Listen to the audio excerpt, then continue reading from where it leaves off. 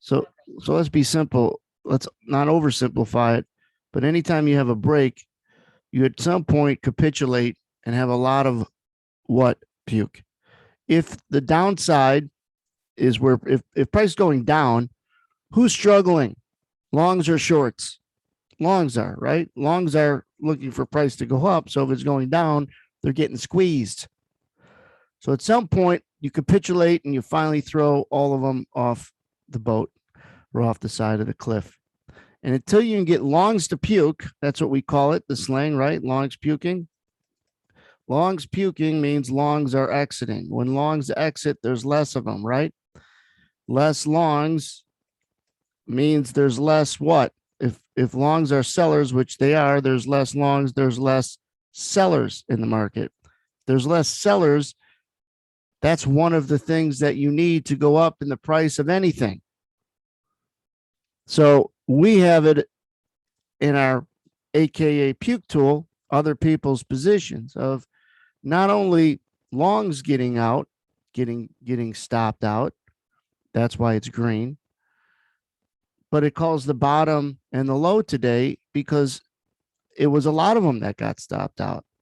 So let me play this. Let me rewind it. You can see where all this green comes in. So a lot of green comes in here, right?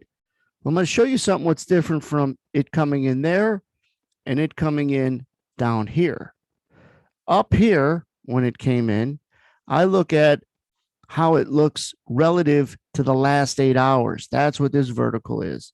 The last 8 hours, the biggest long puke we had earlier in the overnight session was 99.75 right there. So when I see all this come in, which is this, it barely kind of pokes out. But when we see this come in, I right away look up here and say, wait a second, this is pretty much tied for the biggest puke of the session. The biggest longs getting stopped out was in this 94 and 95 area, all in there. So then you got that. You couple that with some big aggressive sellers and it can't go down. And it puts you in a position that if you're bullish, get long. If you're short, cover. It's just the timing mechanism that is probably going to happen. What is that? A bounce. In order for price to bounce and put in a low, you generally always have to have that dynamic of the longs finally getting pushed off the boat. And why is that? Because longs are sellers. And if you just finally get them to puke right there, they're no longer trying to sell above and it could breathe and then bounce. How many times has it happened in your trading where you're long, you take heat, you're still long, you're taking more heat, you're still long, you're taking more heat, you get out and then it rallies almost to the tick or into the price area. You get out and then that was the low or pretty close to it, right? You were playing for the bounce, taking heat, you get out, then it bounces. One of the reasons is you were trying to get long with too many other people. It happened to a lot of people.